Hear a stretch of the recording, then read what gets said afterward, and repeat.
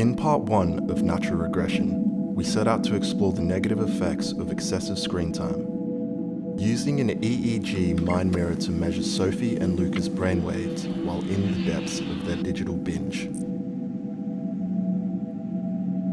The hourglass shape denotes a bottleneck of energy in the prefrontal cortex associated with stress, anxiety, fear, and general disconnection from self. As the energy moves through the brain, the shape becomes a fuller, more humanoid pattern, depicting a more optimal state of mind and deeper connection to well-being and sense of self. We would be taking multiple recordings over the following days, but first we need a baseline measurement of both Sophie and Luca's current state.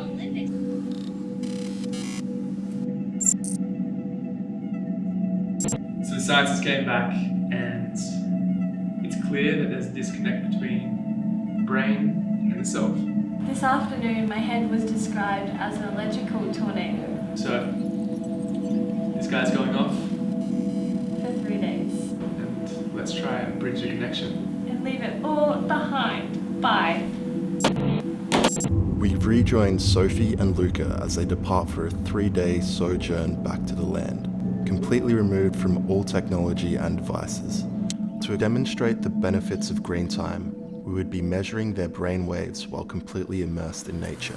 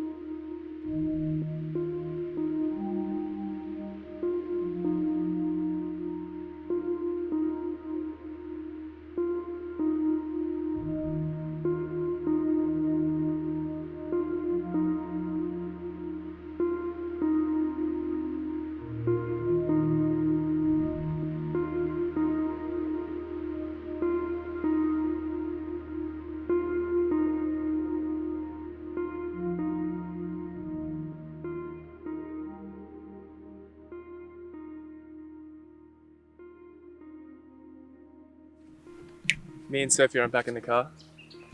We're just making camp right here, next to the Clarence River. Walk straight in there. Straight out. Canoeing, fishing, meditating. All the bits.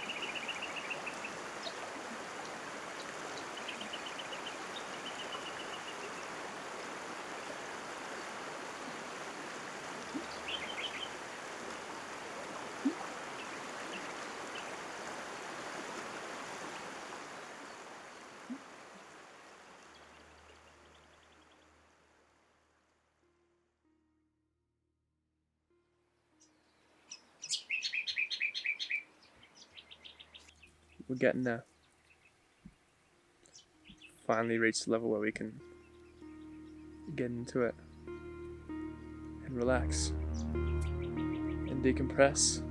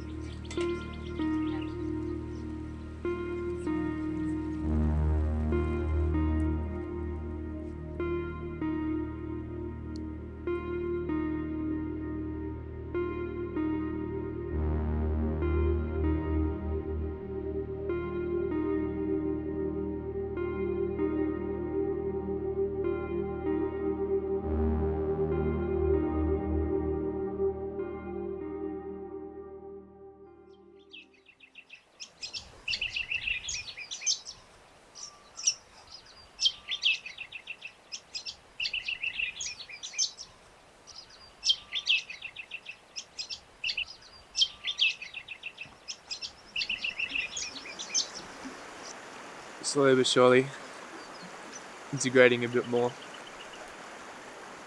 This time sitting here, coming out of myself and being more aware of what's around me. Right now I'm just thinking, why does this water sound so much better than normal running water? And it's because there's thousands and thousands of stones. It's not actually the water, it's the water and the stones moving at the same time.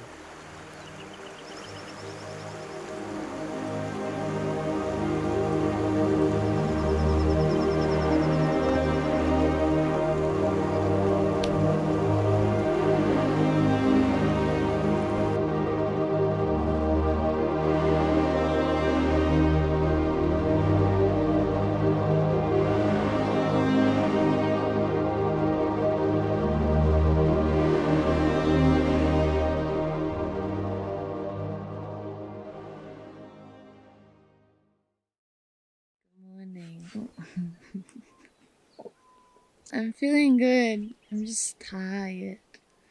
I'm really tired. And before I was going to bed, I had this like weird panic attack that I'm a demon.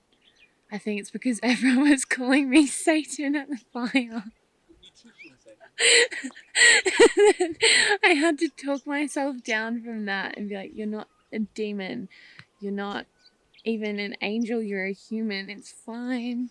Anyway, that's just a day in the life of my brain. I can see all the things that I know I'm grateful for in theory, but I can't feel it because there's this like toxic barrier between myself and my life that I'm actually living. And I feel like technology has created that, but also like my decline of mental health in such a rapid way over the past few weeks has like, yeah, there's like a veneer I need to pierce through, so we'll get there. The caterpillar emerges from its cocoon, gracing the day with its glorious presence. I am here.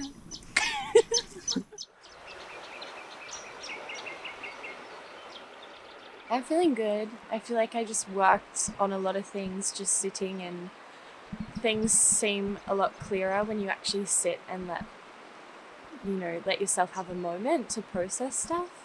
I was imagining the sun in my stomach and I was imagining that growing, and as I was, anything that didn't fit with like that golden light, I kind of imagined that falling into the river and trickling away.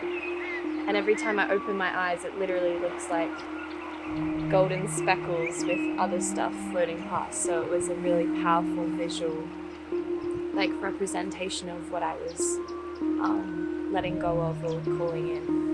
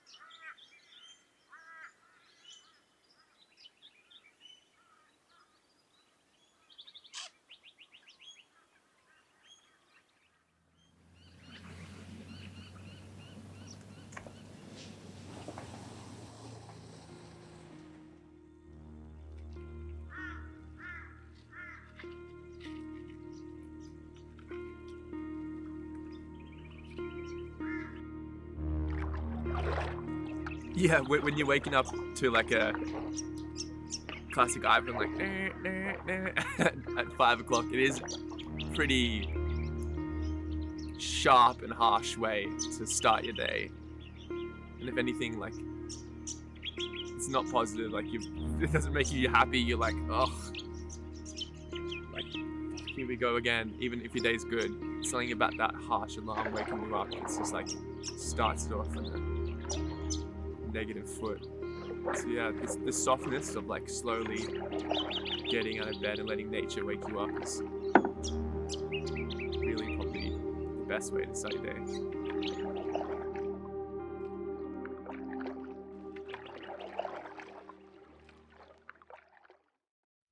I feel like with social media now, even when you're on your own, you never are really alone.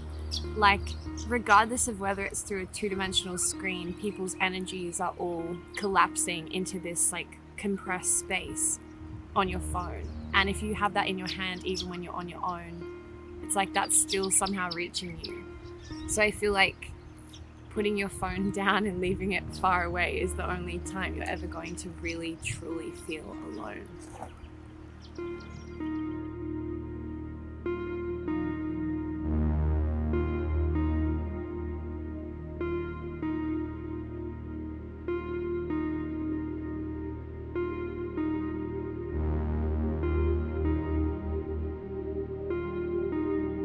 Upon returning to normality, Luca and Sophie would record their last measure as a deluge of texts, DMs, and notifications flooded their screens. Brain activity immediately returned to their prefrontal cortex. This immediate and undeniable shift in the participants' brainwaves back to the hourglass clearly demonstrates that optimal emotional states and brain functionality can be achieved with a simple removal from technology and submergence in nature.